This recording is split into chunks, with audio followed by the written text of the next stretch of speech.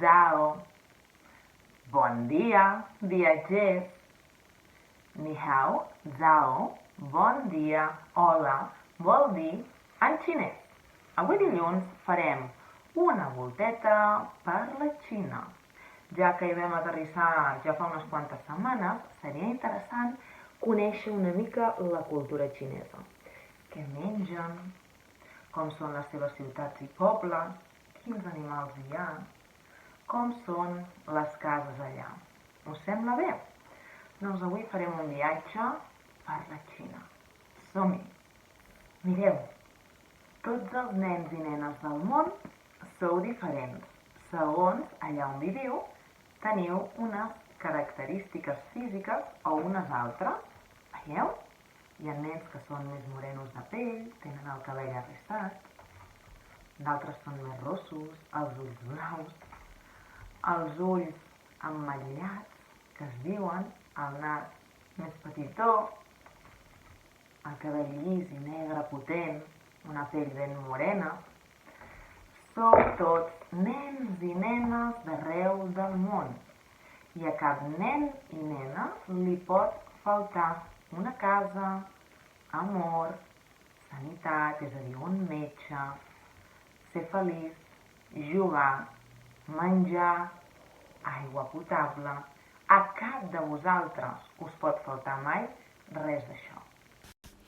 Viatgers i viatgeres, ara farem una volteta per la Xina per descobrir les coses més interessants d'aquest país. La Xina és un país que està dins del continent d'Àsia.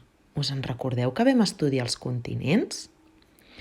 Cal dir que la Xina és el país més poblat del món. Què vol dir això? Vol dir que és el país amb més habitats del món. Mireu els carrers com estan. Mireu, plens de gent.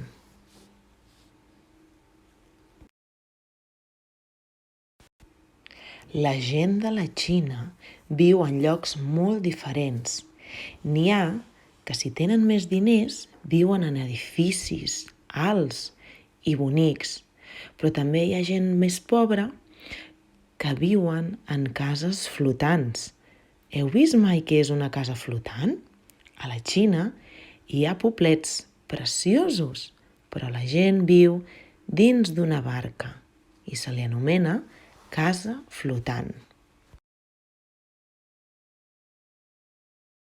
Si mai aneu a la Xina, no podeu anar amb els euros, que allà no existeixen. Allà utilitzen el yuan, una moneda que també es pot anomenar renminbi.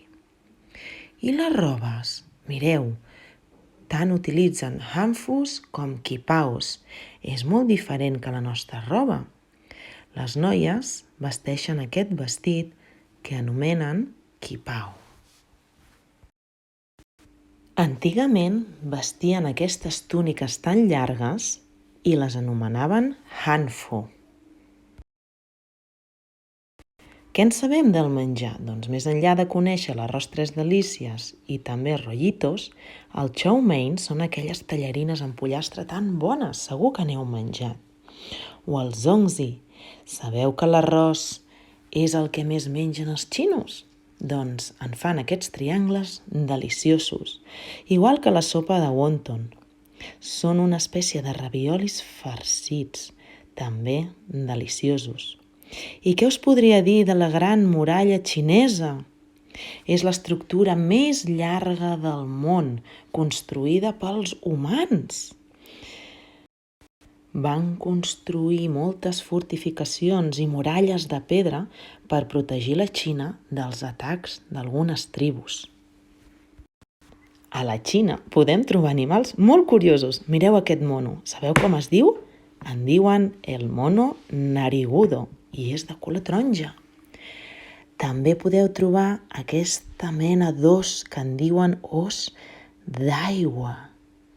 Uau! No l'havíeu vist mai, oi? I també aquest animal que es converteix com en una boleta quan ell vol, que es diu pangolí.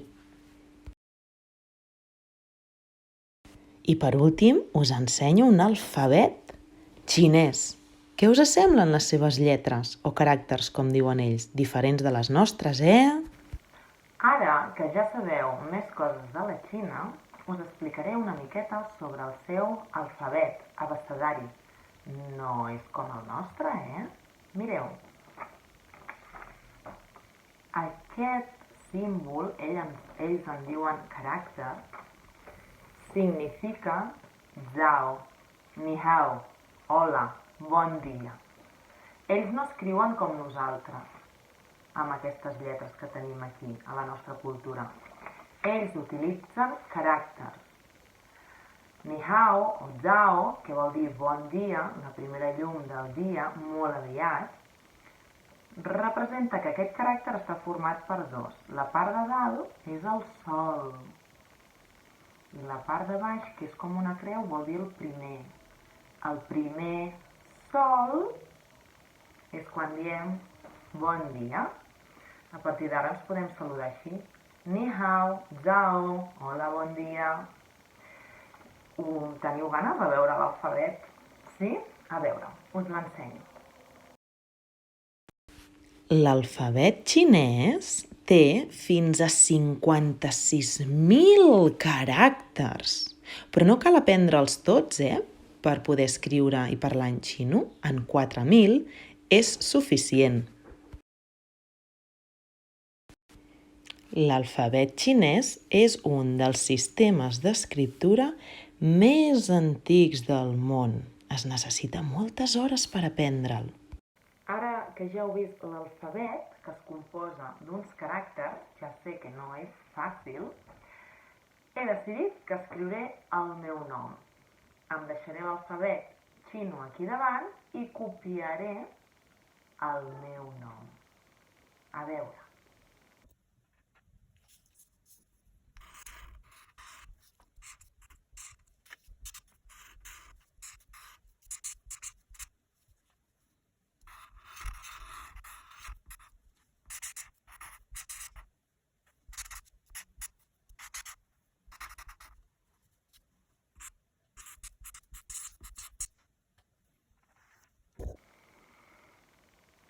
Doncs jo ja tinc el meu nom escrit en xino. Està composat per dos caràcters. Heu vist que diferent l'alfabet xinès del nostre? Molt, Direu, ui, que complicat, Alba. Doncs, per divertir-nos una mica, us proposo que copieu el vostre nom en xino. Senzillament, només heu de buscar com es diu el vostre nom en xinès per internet i us sortiran els caràcters. Per tant, la primera activitat, escriure el vostre nom en xinès. Sí? I una segona activitat. Busqueu una paraula en xino, ens l'escriviu i ens la pronuncieu. Per exemple, si busqueu adeu, ens dieu Zaijian, adeu, Zaijian, adeu. Però busqueu quins són els símbols. D'acord? Primera activitat, el vostre nom en xino.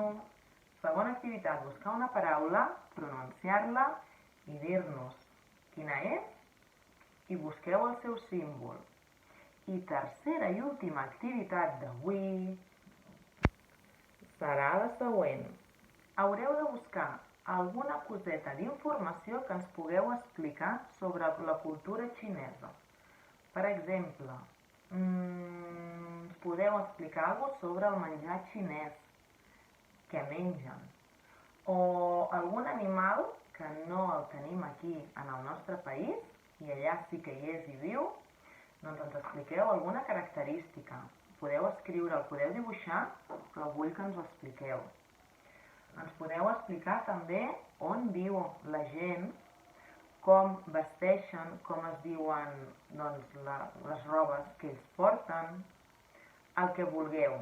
Una cosa molt interessant sobre la Xina, quina és la seva moneda, per exemple. Per tant, ens heu d'enviar 3 coses.